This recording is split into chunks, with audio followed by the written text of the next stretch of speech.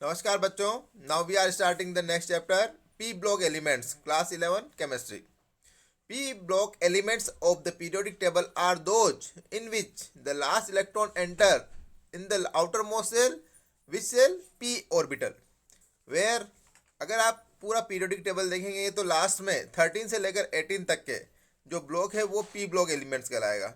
उसमें अगर electron last enter कर रहा है मतलब आउटर मोस्ट वैलेंस शेल, उसमें अगर इलेक्ट्रॉन कहाँ जा रहा है पी ब्लॉक में, तो उसको पी ब्लॉक और एलिमेंट बोलेंगे। कितने होंगे, जैसे हमने एस ऑर्बिटल की बात की तो एस ऑर्बिटल में क्या था, ग्रुप वन और ग्रुप टू की बात की गई थी।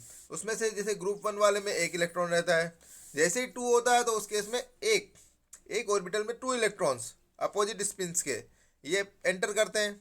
यहाँ क्या है, यहाँ छः इलेक्ट्रॉन, यहाँ पी ब्लॉक में होता क्या है कि तीन तरीके के होते हैं, पी एक्स पी वाई और पी जेड। ओके, तीन सब ऑर्बिटल। इसमें क्या हो रहा है, एक एक एक, है ना, तीन इलेक्ट्रॉन। लेकिन जब पेयरिंग होगी तो fourth fifth and six, it mean six electron enter करते हैं पी ऑर्बिटल्स में। हम कहाँ से कहाँ तक की बात कर रहे हैं, हम 13 से लेकर 18 तक की टोटल सिक्स ग्रुप्स के बारे में बात कर रहे हैं। और ये सिक्स ग्रुप कहाँ से, 13 से 18। अच्छा, सबसे पहला कहाँ से स्टार्ट होता है, 13 होता है बोरोन से। जिसे फर्स्ट मेंबर होता है उसी अकॉर्डिंग उस पूरे ग्रुप को उसी फैमिली के नाम से जानते हैं। बोरोन से स्टार्ट हो रहा है तो हम इसको बोरोन फैमिली बोलेंगे। कितने एलिमेंट्स है, boron, aluminium, gallium, indium, thallium, है ना। तो इसको आप अगर मैं याद करना चाहूँ तो कैसे करूँगा, इसको बोलेंगे बैंगन आलू गाजर इन थैला, ठीक है ना, या इन थाली, जो भी बोला। अच्छा, इसके अंदर जो बोरोन है हम पढ़ क्यों रहे हैं, इसका कारण है कि इनके बहुत सारे यूजेज हैं। बोरोन के कहाँ यूज़ है, अगर मुझे बुलेट प्रूफ जैकेट्स बनानी है तो उस केस में क्या होगा, आपको बोरोन का यूज़ करना होगा, ठीक है ना। एयरक्राफ्ट, मतलब जहाँ मजबूती की बात आती है ना वहाँ ये यूज़ होता है। एयरक्राफ्ट, न्यूक्लियर रिएक्टर्स, वहाँ पे कुछ जगह जहाँ पर थोड़ी सी बात आती है कि मतलब बोरोन का साइज बहुत छोटा होता है, उसकी कॉम्पैक्टनेस होती है। इसके अभी स्ट्रक्चर भी देखेंगे आप, देखना एक बॉल टाइप की स्ट्रक्चर है, बड़ी मजबूत स्ट्रक्चर है, तो न्यूक्लियर रिएक्शन में भी वहाँ काम आती है। एंटीसेप्टिक के रूप में एंड स्टील इंडस्ट्री, इन इतनी जगह ये बोरोन यूज होता है। एल्यूमिनियम जो कि इनका सेकंड मेंबर है, एल्यूमिनियम आपके घर के अंदर बहुत सी जगह यूज होता है। इवन दो जो खाना जो हम करते हैं पैकिंग, एल्यूमिनियम पे फॉइल ही तो होता है। उस केस में आप देखना विंडोज़ वगैरह देखना, उसका जो पूरा जो चारों तरफ का होता है बेस, वो एल्यूमिनियम का बना था। बहुत सारे यूटेंसिल्स आपके जो घर में वो एल्यूमिनियम से होंगे, ठीक है ना। एक और, हम वायर, जैसे एक तो वायर होते हैं कॉपर के, उसी तरीके से एल्यूमिनियम के भी वायर होते हैं जो मोटे मोटे वायर होते हैं, ठीक है ना। एलोय, एलोय में क्या होता है कि जैसे टू या थ्री या फोर जितने भी मेटल्स मेटल्स को मिक्स किया जाता है तब आपने देखा है कि एलोय बनता है। जैसे मान लो पीतल है, ये भी जैसे तांबा और जिंक मिलाकर क्या करते हैं, पीतल बनाते हैं, ये एलोय है। इसी तरीके से एल्यूमिनियम को भी बनाते हैं, जिसमें बहुत सारी चीज़ें ऐसी आती है जो से जैसे गन मेटल, है ना। जैसे आपके ये जो कुकर आता है ना वो भी एलोय इसमें रोल प्ले करता है। एलोय हमेशा मजबूती के कारण से होता है, क्योंकि जो प्योर मेटल होती है वो हमेशा मतलब उसमें इतनी स्ट्रेंथ नहीं रहती है, मजबूती नहीं रहती है। लेकिन जैसे कुकर है बड़ा मजबूत चाहिए, तो आपको एलोय यूज़ करना होगा। आपका जैसे मान लो ये वो होती है ना रिंग बेल, वहाँ पे एलोय चाहिए। दूसरी बात, अगर एक्सट्रैक्ट मेटल्स जो होता है हमको, जो मेटल प्योर फॉर्म में नहीं मिलता, ओर के फॉर्म में मिलता है। जो खान से अगर जो जैसे मान लो हम कहीं भी खदान से लाते हैं तो वो ओर होता है, उससे हमको क्या है मेटल एक्सट्रैक्ट करना होगा। उसमें भी एक दो जगह प्यूरिफिकेशन में एल्यूमिनियम का काम है। यूटेंसियल हो गया। एरोप्लेन में क्या होता है कि मतलब बहुत सारी जगह जहाँ पर हल्का हल्का मेटल लगाना हो, मजबूत मेटल लगाना हो, तो आप देखना एल्यूमिनियम का यूज़ किया जाता है। और एक और बात है कि इससे कॉस्ट भी बहुत कम पड़ता है ना। तीन चार चीज़ें हैं इंपॉर्टेंट, क्योंकि अगला, लास्ट इलेक्ट्रॉन एंटर कहाँ कर रहा है कि आउटर मोस्ट पी ऑर्बिटल में, और इसी कारण से उसको पी ऑर्बिटल एलिमेंट बोला है। इनका इलेक्ट्रॉनिक कॉन्फ़िगरेशन क्या होगा, तो वैलेंस सेल जब जहाँ आता है उसी अकॉर्डिंग रहेंगे, उसी का रखेंगे। और वो जो इलेक्ट्रॉन आता है वो आता है NH2 NP126। इसका मीनिंग समझिए, जैसे मान लो कि मैं बोरोन की बात करूँ तो बोरोन वाला क्या होगा, NH2 और उसके बाद में NP1 आएगा। सेकंड केस में क्या होगा, कार्बन की बात करूँ तो क्या होगा, इसी जगह वन की जगह क्या हो जाएगा, टू। फिर मैं आपको नाइट्रोजन की बात करूँ तो यहाँ आ जाएगा थ्री। अगर मैं ऑक्सीजन की बात करूँ तो यही आ जाएगा फोर। इसके बाद फ्लोरीन की बात करूँ तो यही आएगा फिफ्थ, है ना। जब नियोन वगैरह ये नोबल गैसेस की बात करूँ तो ये आएगा सिक्स। है ना। तो इस केस में क्या होगा, यहाँ पर जो एन पी में 1 से लेकर 6 तक के सारे आ रहे हैं, इसीलिए यहाँ लिखा गया NP1 to 6। और NH2, ये NH2 सब में कॉमन है, क्यों, क्योंकि जब तक S में नहीं भरेगा तब तक P में कैसे भरेगा। तो ये वाला सब में कॉमन है, बस यहीं पे डिफरेंस आएगा। ठीक है ना। जैसे अभी थोड़ी देर बाद हम बताएंगे कैसे इसका इलेक्ट्रॉनिक कॉन्फ़िगरेशन लिखा जाएगा। ठीक है। इसमें आपको देखेंगे तो आप देखेंगे कि इसमें मेटल, नॉन मेटल, मेटलोइड सारे लोग इसी में एग्जिस्ट कर रहे हैं। मतलब आप कह रहे हैं कि इतने सारे जो 6 बने ना, 6 ग्रुप्स बने हैं, इनमें आप देना सभी है। कैसे कि इनको आप बाइफरकेट करेंगे, अभी हम मेटलोइड की बात करेंगे जब उस समय वापस ये बात करेंगे। ये देखिए आपको ब्लैक जो कर रखा है ये क्या है, ये 5 में जो फर्स्ट मेंबर जो होता है, हमने पहले ही बताया था, जो top member, first member of the each group, जो आपकी ग्रुप होती है वो इस तरीके से डिसाइड होती है। इसका फर्स्ट मेंबर मतलब पहला वाला, ये वाला है ना। फर्स्ट मेंबर जो होता है वो हमेशा ध्यान रखना है कि एक तो उसको उसी से नाम से जाना जाता है उस ग्रुप को। दूसरी बात है इसमें डिफरेंस है, एनोमलस के जो बिहेवियर है ना, ये फर्स्ट वाला ही करता है, इसको टॉप मेंबर बोलते हैं, है ना। तो ये कह रहा है कि इनके अंदर रिमेनिंग मेंबर से इसमें थोड़े से कैरेक्टर्स डिफरेंट पाए जाएंगे। ठीक है। और दूसरी बात ये है मेटलॉइड, ये इसके बारे में बात कर रहा था। हमने कहा कि ये 13 से लेकर 18 तक में आपको तीनों चीज़ मिलेगी। क्या चीज़, देखो ये वाली जो दिख रही है डार्क लाइन, ये है मेटलॉइड। मेटलॉइड वो होते हैं जिसमें मेटल के कैरेक्टर भी होते हैं और नॉन मेटल के कैरेक्टर भी होते हैं। ठीक है ना। इसमें मतलब, हाँ, और एक और बात, ये चीज़ क्या बाइफरकेट कर रही है कि इधर की तरफ है नॉन मेटल, इधर की तरफ है मेटल, और बीच में है मेटलॉइड। इसमें मेटल के कैरेक्टर भी आ जाते हैं, नॉन मेटल के कैरेक्टर भी आ जाते हैं, इसको बोलते हैं हम मेटलॉइड। अब आप देखिएगा, ये अगर मैं पूरी बॉक्स की बात करूँ, इसमें आपको तीनों ही चीज़ मिल गई, मेटल भी मिला, नॉन मेटल भी मिला और मेटलॉइड भी मिला। ओके, ये तीनों चीज़ों को इंक्लूड किया गया है। जैसे यहाँ देखिए, एक तरफ नॉन मेटल है, एक तरफ मेटल है, इसीलिए आप तीनों चीज़ आ रही है। दूसरी बात, इनको आप याद करना बहुत इंपॉर्टेंट है। और याद कैसे करेंगे, देखिए, बच्चे, सीता, गीता, आस्था, सबको टेनिस आता। इट मीन्स बच्चे, बच्चे का मतलब है बोरोन, ये इसका मतलब है बच्चे, सीता, गीता, आस्था, सबको टेनिस आता।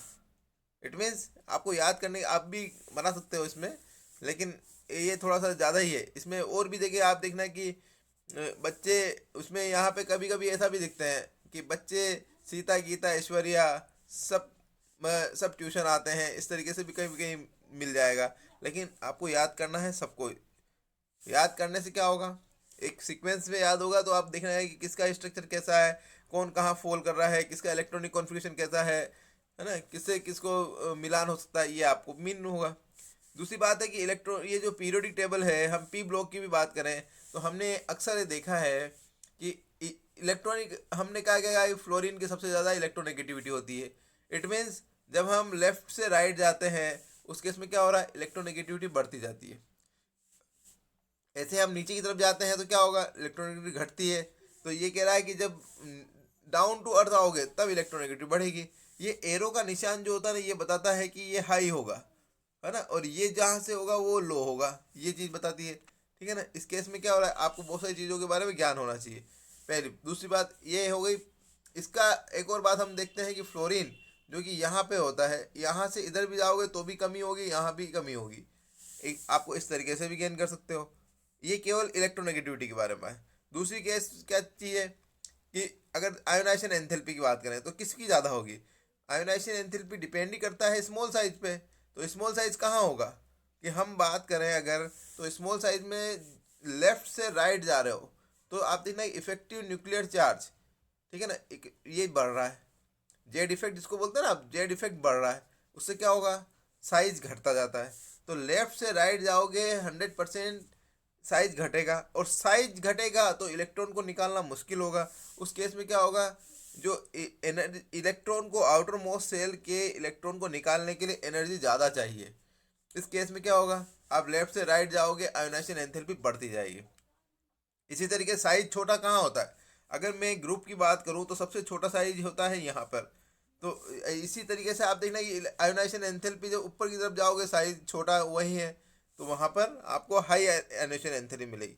इंपॉर्टेंट बात यह है कि कहाँ इलेक्ट्रॉन को निकालना मुश्किल है वहाँ आयोनाइजेशन एंथैल्पी ज़्यादा रिक्वायर्ड रहेगी। तीसरा, इलेक्ट्रॉन गेन एंथैल्पी, जैसा आपने उसके बारे में बात की आयोनाइजेशन के, उसका उल्टा है वो। कैसे है कि अभी आपको क्या करना है, इलेक्ट्रॉन को गेन करवाना। इलेक्ट्रॉन गेन होगा तो क्या होगा, इलेक्ट्रॉन गेन होगा तो यहाँ से एनर्जी निकलेगी। तो ये भी उसी तरीके से करती है कि स्टेबिलिटी कहाँ बनेगी। इलेक्ट्रॉन गेन करने की जो चांस होता है वो 17th।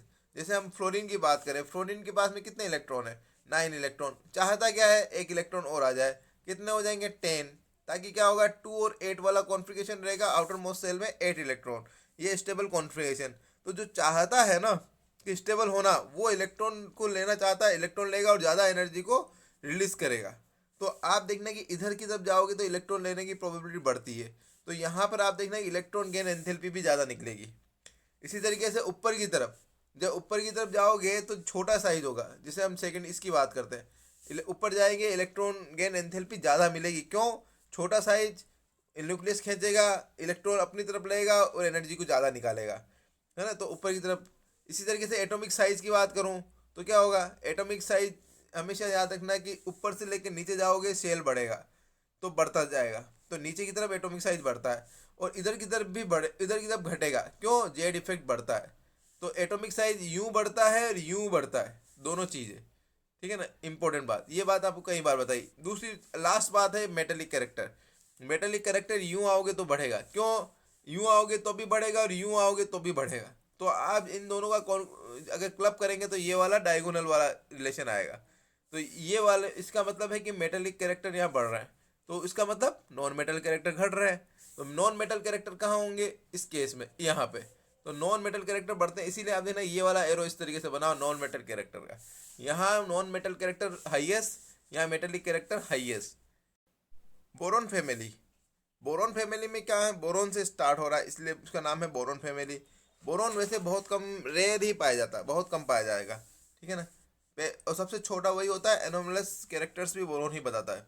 सेकंड वन है एल्यूमिनियम। एल्यूमिनियम थर्ड नंबर पे सबसे ज़्यादा अबंडेंट, और इवन कहाँ पर, अर्थ के क्रस्ट पे। ठीक है ना, जैसे अर्थ की बात करें ना, सियाल सीमा निफ है, तो क्रस्ट वाले पार्ट में थर्ड नंबर पे यही ज़्यादा पाया जाता है। कितना है कि बोलेंगे अगर टोटल मास निकालोगे तो 8.3% तो इसी का ही है मास।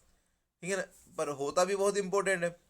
जैसे मान लो ये हल्का होता है, मजबूत होता है, शाइनिंग करता है, वायर बन सकते हैं। ठीक है ना, एरोप्लेन में काम आ रहा है, फिर भी ये बहुत सस्ता है इसलिए क्योंकि इसका जो अमाउंट है वो ज़्यादा मिलता है, इसीलिए एल्यूमिनियम सस्ता है। ठीक है ना। दूसरी बात, गैलियम, इंडियम एंड थेरियम, ये बहुत लेस अबंडेंट है एलिमेंट, वो बहुत कम पाए जाते हैं। वैसे बोरोन भी कम ही था, ये भी कम। इसको याद कैसे करना है, बैंगन आलू गाजर इन थाली, या इन थैला, कुछ भी कर सकते। दूसरी बात है इनका इलेक्ट्रॉनिक कॉन्फ़िगरेशन, ये सबसे इंपॉर्टेंट बात आ गई। क्यों, क्योंकि यहीं से शुरू होगा इसके वैलेंसी, इसके नेचर। अगर इनका देखेंगे तो क्या दिख रहा है, देखो बोरोन से लेकर इंडियम थेलियम तक। इसके बाद में पहले, सबसे पहले क्या चीज़ देखेंगे आप, उसका इलेक्ट्रॉनिक कॉन्फ़िगरेशन में नॉन, सबसे पहले ये क्या लिखा है कि हीलियम, नियोन। ये इसका मतलब है कि हम आउटर मोस्ट सेल का ही इलेक्ट्रॉनिक कॉन्फ़िगरेशन में लिखते हैं। जैसे हीलियम, जिसके पास में 2 इलेक्ट्रॉन्स है, तो 2 तो इसी में काउंट हो गए। इसके बाद में क्या होगा, बचे इसके 5 में से 3, तो इसमें से पहले एस में 2 इलेक्ट्रॉन, फिर पी में 1 इलेक्ट्रॉन। ये इसका कॉन्फ़िगरेशन। अगर आप पूरा लिखना चाहोगे तो इस तरीके से लिखना होगा। ठीक है, नियोन जिसमें 10 इलेक्ट्रॉन्स यहीं पे इंक्लूड हो गए, आप नहीं लिखना चाहोगे तो पूरा ये लिखिए, है ना। वैसे वैलेंस इलेक्ट्रॉन ही लिखे जाते हैं। जैसे आर्गन, आर्गन के बाद में ये वैलेंस इलेक्ट्रॉन, वैलेंस शेल में क्या है, 3D, 4s और 4p। इसी तरीके से क्रिप्टॉन में 5s2, ये तीनों, और नीचे में एफ ब्लॉक भी आ गया, 14 इलेक्ट्रॉन्स। ये आपका इसका कॉन्फ़िगरेशन है। अब रियल में क्या है, रियल में सबसे आउटर में क्या रहता है, सबसे आउटर सेल ये रहेगा, और इसको देखते हुए ये निकाला गया है।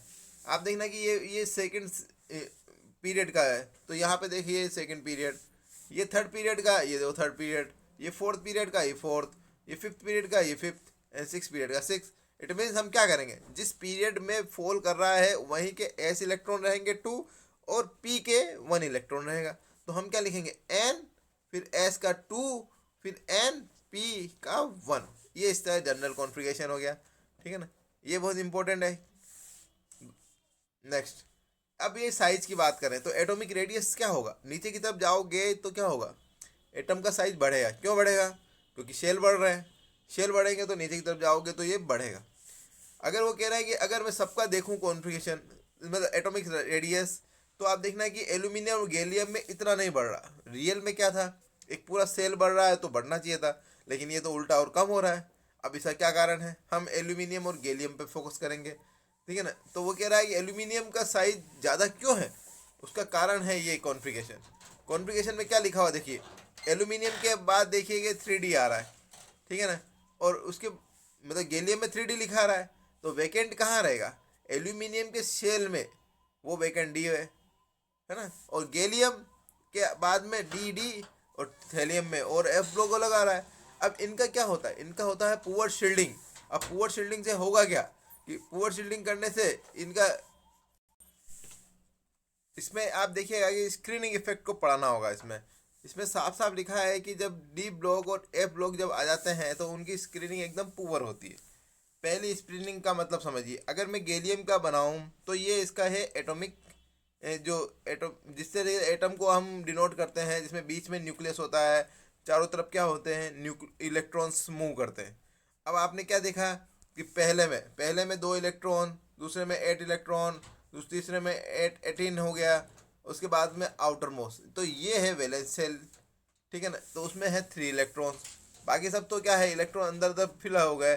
तो अंदर वाले इलेक्ट्रॉन्स कहते हैं कि ये इलेक्ट्रॉन क्यों आ गए, ये आउटर जो ब्लैक स्पॉट्स हैं ये इलेक्ट्रॉन्स क्यों आ गए, है ना। और ये गैलियम के अंदर जो न्यूक्लियस पावर है, इस न्यूक्लियर पावर में पॉजिटिव है। वो कह रहे हैं कि केवल आप हम ही को लाइक करिए, बाकी को मत करिए। तो ये जो सबसे पास वाले होते हैं ये सबसे पहले इसका मतलब जो पॉजिटिव वाले जो पार्ट है अट्रैक्शन को पहले खींच लेंगे। इसके बाद में वो कहते हैं कि नहीं, इसके बाद में इनको दीजिए, उसके बाद में इनको दीजिए। पर ये सब का क्या है, एक शील्डिंग इफेक्ट हो गया। शील्ड का मतलब भी होता है कवच, एक दीवार बना देना।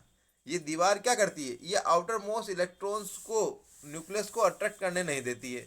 अब क्या होगा, अब न्यूक्लियस अट्रैक्ट नहीं कर पाएगा तो क्या होगा, ये इलेक्ट्रॉन तो बाहर भागेगा। तो ये इलेक्ट्रॉन्स बाहर की तरफ मूव करते हैं, है ना। अब मूव करेंगे तो उस केस में क्या होगा, शेल बढ़ेगा। शेल बढ़ेगा तो इसमें साइज बढ़ेगा। तो जब भी आपके पास में डी ऑर्बिटल आएंगे तब भी स्क्रीनिंग होगा, और इनका पुअर स्क्रीनिंग होता है, ठीक है ना। रियल में क्या होता है, स्क्रीनिंग एस का सबसे ज़्यादा होता है, फिर पी का होता है, फिर डी का होता है, फिर एफ का होता है। तो एस पी ने शुरुआत में काफ़ी अच्छा किया, डी और एफ ने आया तो यहाँ पुअर शील्डिंग होने लगा। शील्डिंग जितना ज़्यादा होगा उस केस में क्या होगा, साइज बढ़ता है, लेकिन पुअर शील्डिंग में क्या होगा, साइज घटता है। तो इन दोनों को आप मर्ज करने के बाद में उसका कंक्लूजन निकाल पाएंगे कि यहाँ रेडियस क्यों बढ़ रहा है, क्यों घट रहा है, ठीक है ना। हमने, हमारा क्वेश्चन क्या है कि साइज ऑफ एल्यूमिनियम और साइज ऑफ गैलियम, इन दोनों को कंपेयर किया तो एल्यूमिनियम का ज़्यादा क्यों आ रहा है। अदरवाइज होना क्या था, शेल बढ़ना था अप टू डाउन जाने पर, तो साइज बढ़ना था, पर ये बढ़ क्यों नहीं रहा है। उसका कारण है इसका कॉन्फ़िगरेशन, है ना। कॉन्फ़िगरेशन के बाद में ये चीज़ आपको देख लिया कि गैलियम में किस तरीके से है आउटर मोस्ट इलेक्ट्रॉन। यहाँ इसका आंसर लिखा है कि जो चार्ज एक्सपीरियंस किया गया है वैलेंस इलेक्ट्रॉन के द्वारा, जो ब्लैक वाले इलेक्ट्रॉन ने न्यूक्लियस का कितना चार्ज को एक्सपीरियंस किया, अपोजिट चार्ज की बात कर रहे हैं। गैलियम जो अंदर न्यूक्लियस है उस पर पॉजिटिव चार्ज है, इस पॉजिटिव चार्ज को कौन, ये न्यूक्लियस कितना गेन कर रहा है, ये कितना गेन कर रहा है, और ये कितना कर रहा है, ये जितना एक्सपीरियंस करेगा और इसी पे डिपेंड करेगा वो, और किस पे डिपेंड करेगा, इसके शील्डिंग इफेक्ट पे। शील्डिंग क्या होती है, कवच होता है। कवच क्या है, जैसे फॉर एग्जांपल एक मान लो एक फैन है, फैन पे एक सामने फैन है, मेरे सामने ऐसे फैन पे हवा आ रही, तो अभी भी आ रही है। सामने मैं बीच में एक कपड़ा रख दूं, यहाँ पर बीच में कपड़ा, तो फैन की हवा थोड़ी कम हो जाएगी। हम 2 कपड़े रख दें या मोटा कपड़ा रख दें तो हवा और कम हो जाएगी, है ना। हम अगर एक दीवार बना दें तो हवा तो बिल्कुल ही नहीं आएगी। तो वही चीज़ यहाँ लिखी हुई है। शील्डिंग का मतलब भी होता है कवच। कवच का मतलब वॉल से ले सकते हो, जितनी मजबूत वॉल होगी उतना ही हवा हमारे पे कम आ रही है। इसका मतलब इस पॉजिटिव चार्ज का अट्रैक्शन आउटर मोस्ट पे कितना फील होगा, जितनी बीच में दीवारें होगी, दीवारें ज़्यादा होगी तो हवा आएगी ही नहीं। इस केस में क्या होगा, ये बाहर वाला इलेक्ट्रॉन तो भागेगा बाहर। तो जब ये शील्डिंग ज़्यादा होता है तो ये इलेक्ट्रॉन भागने से साइज बढ़ जाता है, ठीक है ना। सिंपल सी बात है, शील्डिंग बढ़ा, इस केस में क्या होगा, आउटर मोस्ट सेल बाहर मूव किया तो एटम का साइज बढ़ गया। और शील्डिंग घटा या शील्डिंग का प्रभाव घटा, जिसको हम बोलते हैं पुअर शील्डिंग।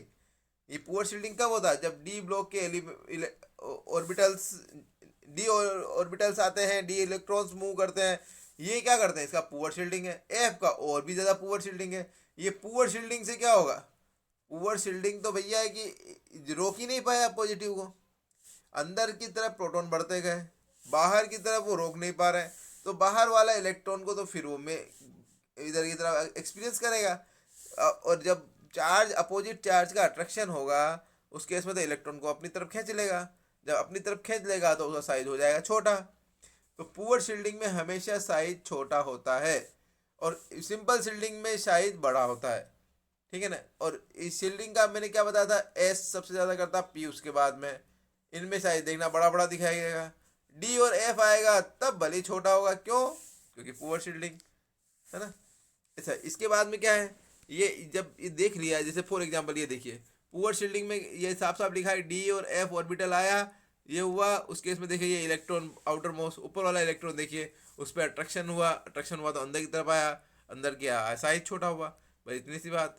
इसी यही चीज़ यहाँ पे लिखी हुई देखिए, इंडियम और थेलियम में पूरा एक सेल बढ़ गया, पर डी और एफ ब्लॉक के कारण साइज इतना फर्क नहीं पड़ा, क्योंकि पुअर शील्डिंग हो गई, बाहर के इलेक्ट्रॉन को खींच लिया गया। देखो कितना फर्क पड़ा, 3 पिकोमीटर का बस, जैसे अदरवाइज एक पूरा सेल बढ़ा है। सेल बढ़ने के बाद में भी नहीं हुआ, इसका कारण है पुअर शील्डिंग, और पुअर शील्डिंग कारण से अंदर की तरफ जेड इफेक्ट बढ़ जाता है और वो बाहर वाले इलेक्ट्रॉन को फिर एक्सपीरियंस करता है और उसको खींच के छोटा कर देता है साइज को। हम बात कर रहे हैं इंडियम थैलियम, इसके बारे में समझा दिया। एक और बात समझिए कि एफ जो होते हैं ना इलेक्ट्रॉन, उसका जो पुअर शील्डिंग से फर्क क्या पड़ता है, इसका डेंसिटी पे भी फर्क पड़ता है। डेंसिटी क्या होती है, मास अपॉन वॉल्यूम। अब वॉल्यूम की बात करें, अगर मैं कहूँ कि अगर मैं कहूँ ग्रुप में अप टू डाउन जाने पर हमेशा याद रखना है कि ये डेंसिटी क्या होनी चाहिए, रियल में तो वॉल्यूम बढ़ना चाहिए पर मास भी बढ़ रहा है, दोनों चीज़ का क्लब होने के बाद में हम डेंसिटी निकालेंगे, ठीक है ना। अब आप कहेंगे कि शेल बढ़ेगा, शेल बढ़ेगा तो क्या होगा, रियल में शेल बढ़ने से वॉल्यूम का बढ़ने से डेंसिटी कम होनी चाहिए पर मास भी तो बढ़ रहा है। दोनों का जब क्लब होगा तब आपको देखना है कि डेंसिटी हमेशा नीचे की तरफ जाओगे, ठीक है ना, तो बढ़ती है, ठीक है ना। उसका कारण क्या है, उसका कारण केवल वॉल्यूम तो वैसे भी घट रहा है हल्का सा, है ना। जैसे अभी क्या देखा, इंडियम और थेलियम में कितना देखा, 167 170, कितना बड़ा, वॉल्यूम कोई खास नहीं बढ़ा, फिर भी क्या कह रहा, डेंसिटी बढ़ी, इसका कारण है मास का बढ़ना, ठीक है ना। पहले आप देखिएगा एल्यूमिनियम गैलियम, इसमें ऐसा क्या हुआ, ठीक है ना। हमने क्या कहा कि नीचे की तरफ जाओगे तो बढ़ेगी, पर वो देखो कितनी बढ़ रही है, 2.70 से 5.9, मतलब ज़्यादा ही बढ़ गई है, तो लगभग दुगनी के आसपास हो गई, है ना, दुगनी से भी ज़्यादा।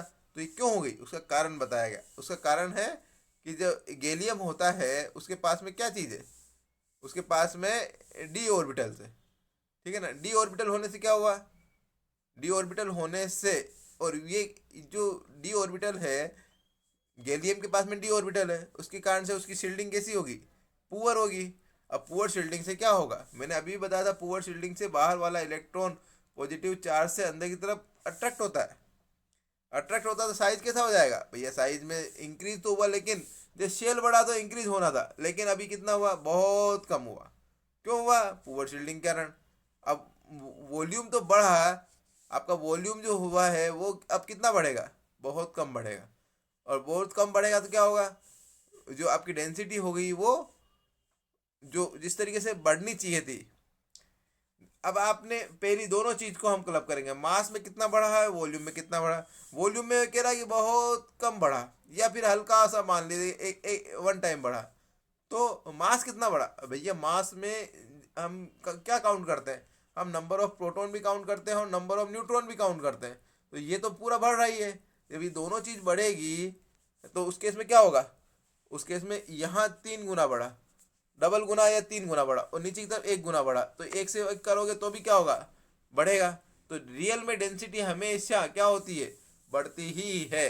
और ये एकदम इसलिए हुआ क्योंकि डी ऑर्बिटल का आना और poor shielding of the D orbital, D orbital के पुअर शील्डिंग के कारण से मास इतना नहीं बढ़ा जितना कि वॉल्यूम इतना नहीं बढ़ा जितना कि मास बढ़ गया। तो मास में 3 टाइम बढ़े और इसमें 1 टाइम बढ़े, तो उस केस में क्या होगा, 2 टाइम डेंसिटी बढ़ेगी। इसीलिए यहाँ से तो बढ़ रहा था पर यहाँ से ह्यूज बढ़ा, उसका कारण रहा D orbital, poor shielding, size का इतना नहीं बढ़ना जितना मास का बढ़ना। इन सबको क्लब करने के बाद में आपको आंसर आएगा कि इसमें डेंसिटी क्यों इतनी ज़्यादा बढ़ती है। इसीलिए वो एक और चीज़ बताई उन्होंने कि देखिए इंडियम और थेलियम में देखिए कितना बढ़ रहा है भैया, ये तो फिर एनॉर्मस टाइप का बढ़ रहा है। तो उसका कारण रहा एफ ब्लॉक। तो वो क्या यहाँ पे क्या मानेंगे हम, यहाँ मानेंगे हम एफ एफ ऑर्बिटल का आना, पुअर शील्डिंग का होना। पुअर शील्डिंग के कारण से साइज में क्या हो जाएगा, साइज में हो जाएगी कमी। और साइज में जब कमी आ जाएगी या फिर वॉल्यूम इतना नहीं बढ़ेगा जितना हम कहते हैं ना 167 पिकोमीटर 170 पिकोमीटर, वॉल्यूम नहीं बढ़ा। और मास मास इसके इन आने में एक तो एफ के 14 आए, डी के 10 आए, मास बहुत ज़्यादा बढ़ा। तो मास का बहुत बढ़ना, ठीक है ना, मास का मतलब 4 टाइम बढ़ना, ठीक है ना। वॉल्यूम कितना बढ़ना, वॉल्यूम 1 टाइम या 2 टाइम मान लीजिए, तो भी अगर 1 करेंगे तो क्या होगा, डेंसिटी 3 टाइम बढ़ेगी। तो इसीलिए कह रहे हैं कि इतना ज़्यादा इसमें चेंज आया। तो यहाँ तो आपको ये समझ में आया है कि डेंसिटी और वॉल्यूम इनमें क्या एक सिमिलरिटीज़ है, ठीक है ना। अगला है melting point and boiling point. इनमें क्या है, इनका मेल्टिंग और इनका बॉइलिंग का एक ही रिलेशन है। अगर बॉन्ड में स्ट्रेंथ ज़्यादा है, अगर इन दोनों में स्ट्रेंथ ज़्यादा है, तोड़ना मुश्किल है, इसका मतलब है कि फिर तो भैया ज़्यादा एनर्जी रिक्वायर्ड है। पर हमने क्या कहा, अप टू डाउन जाओगे हमेशा साइज कैसा होता है, साइज बढ़ता है। साइज बढ़ेगा तो बॉन्ड स्ट्रेंथ इजीली कमजोरी रहेगी, क्योंकि छोटा आइटम होता है वो अच्छा ओवरलैपिंग करता है। न्यूक्लियस, एक का न्यूक्लियस दूसरे इलेक्ट्रॉन को अच्छे से खींचेगा, इसका न्यूक्लियस इसके इलेक्ट्रॉन को अच्छे से खींचेगा। जब अट्रैक्शन अच्छा होगा तो बॉन्ड तो मजबूत होगा। तो छोटे इलेक्ट्रॉन, छोटे एटम्स अच्छा मजबूत रूप से पकड़े रहते हैं, और उनका जो न्यूक्लियस है ना उसका पावर दूसरे इलेक्ट्रॉन्स पे अच्छा लगता है। पर यहाँ क्या हो रहा है, अप टू डाउन गए तो क्या हुआ, साइज बढ़ा। साइज बढ़ेगा तो बॉन्ड लेंथ क्या हो जाएगी, साइज बढ़ने से बॉन्ड लेंथ बढ़ती है, और बॉन्ड लेंथ बढ़ेगी तो साइज की स्ट्रेंथ तो कमज़ोर हो गई। साइज का स्ट्रेंथ कम हो गया तो जल्दी टूट जाएगा। तो डाउन टू अर्थ जाने पर अगर वो ब्रेक जल्दी हो रहा है तो मेल्टिंग पॉइंट लेस रिक्वायर्ड, तो मेल्टिंग पॉइंट डिक्रीज होता जाएगा जब तक आप नीचे की तरफ जाएंगे। बॉइलिंग पॉइंट भी इसी तरीके से नीचे जाओगे कम होता जाएगा, मेल्टिंग पॉइंट भी कम होता जाएगा। उसका कारण है साइज का बढ़ना, बॉन्ड बॉन्ड बहुत दूरी दूरी पे होना, इसके बाद इसका स्ट्रेंथ का कम होना, जल्दी टूट जाना, सिंपल। अगला, इनमें अगर कैलकुलेशन देखोगे तो आप डेटा देखिए। सबसे पहले देखिए बोरोन बहुत ज़्यादा, एल्यूमिनियम ये सब बहुत कम कम कम, ठीक है ना। हम क्या कह रहे हैं, नीचे जाने पर थोड़ा सा कम होता जाएगा, लगभग कम ही है। लेकिन इंडियन थेलियम पे ऐसा प्रॉब्लम वो है, क्यों, एक ही answer, D block F block, poor shielding, size का छोटा होना, और स्ट्रेंथ का बढ़ना। जब स्ट्रेंथ जहाँ जहाँ बढ़ेगी वहाँ वहाँ आप देखना डेटा भी बढ़ता जाएगा, ठीक है ना। इसीलिए गैलियम के बाद में देखिए ना वो बढ़ क्यों रहा है, वो डी और एफ के कारण से हो रहा है, ठीक है ना। और पहला बोरोन एक थोड़ा सा ऐसा नहीं लगता आपको कि ये 900 से 224, मतलब ये तो बहुत ही ज़्यादा चेंज है। इसका कारण है इसका बोरोन का, बोरोन में ऐसा क्यों है, क्योंकि इसकी एक स्ट्रक्चर है, इसका नाम बोलते हैं आइकोसाहेड्रा। ये कैसी स्ट्रक्चर है, देखो कितनी कॉम्पैक्ट स्ट्रक्चर है। इसको अगर सही से देखेंगे ना तो इसमें 20 मतलब इस तरीके से ट्राइगोनल वो दिखेंगे पॉइंट्स। अब ट्राइगोनल हेड अगर दिखेंगे इतने सारे हैं, और कितनी कॉम्पैक्ट स्ट्रक्चर है, ऐसी कॉम्पैक्ट स्ट्रक्चर होगी तो उस केस में क्या होगा, इतनी मजबूत चीज़ को तोड़ना कितना मुश्किल है। तो इस केस में इसको मेल्ट करना भी मुश्किल है और बॉईल करना भी मुश्किल है। इस केस में इसका कितना होगा, इसीलिए 2400 के आसपास इसका है।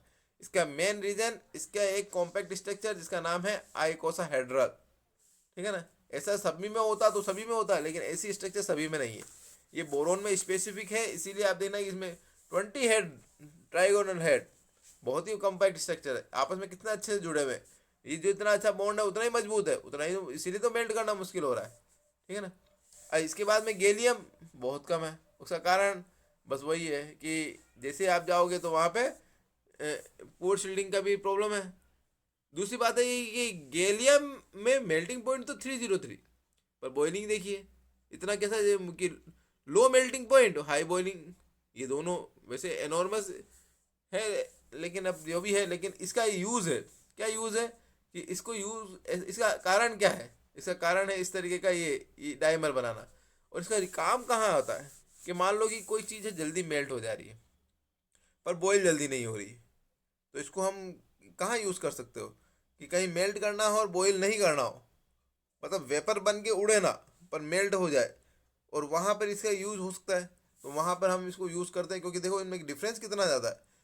अदरवाइज इतना नहीं होता है कि बॉईल मेल्ट तो हो रही है, लेकिन इवन तो गैलियम तो जैसे नॉर्मल टेम्परेचर होता है ना, सन अपने जो समर डेज है उसमें भी आप देखना कि जल्दी मेल्ट हो जाती है, पर बॉईल नहीं होती, मेल्ट ही फेज में पड़ी रहती है।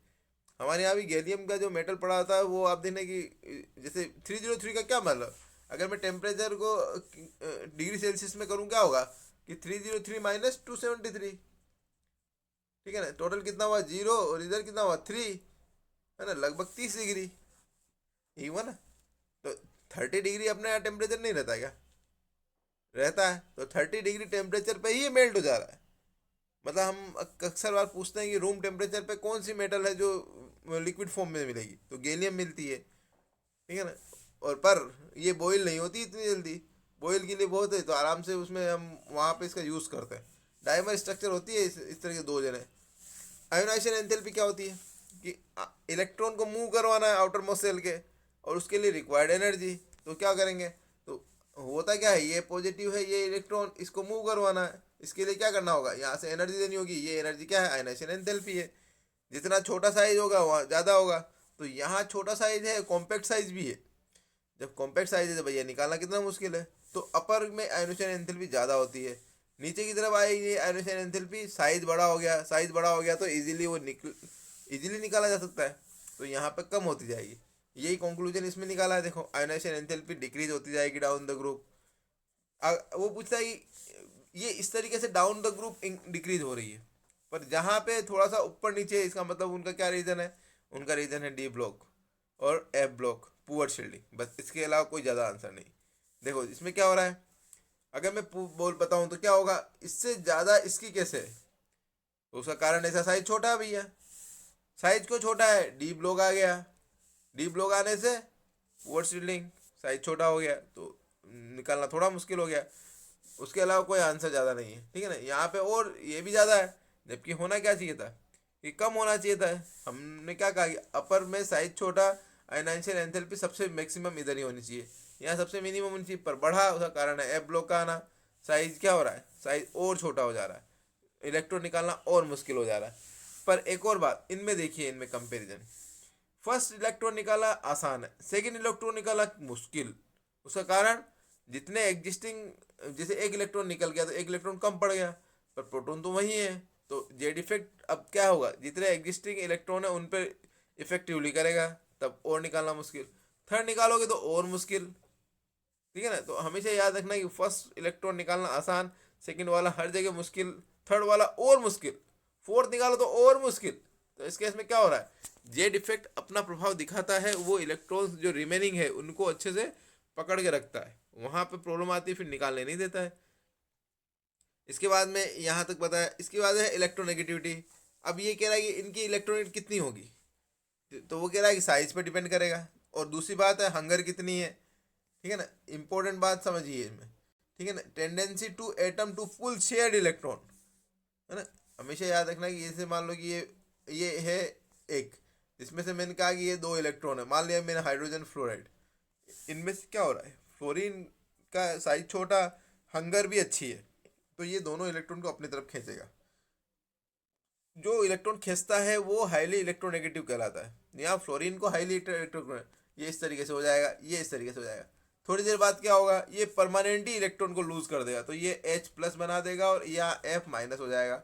तब इनके बीच में कौन सा अट्रैक्शन हो गया, आयंस के बीच का, इसको बोलते हैं आयनिक अट्रैक्शन, आयनिक बॉन्ड, ठीक है ना। तो इलेक्ट्रोनेगेटिविटी का मतलब समझिए, शेयर्ड इलेक्ट्रॉन उसको पुल करना है, जो ज़्यादा पुल, कौन पुल कर पाएगा, जिसकी इलेक्ट्रोनेगेटिविटी ज़्यादा होगी, ठीक है ना। और ये इनके बीच क्या होता है, इन पर डिपेंड करता है केवल एक तो छोटा साइज, जिसका जितना छोटा साइज होगा वो उतना ही अच्छा, और जिसका इलेक्ट्रॉन की हंगर लेने के लिए हंगर हो कितनी, वो ज़्यादा अच्छा इलेक्ट्रोनेगेटिव कहलाएगा।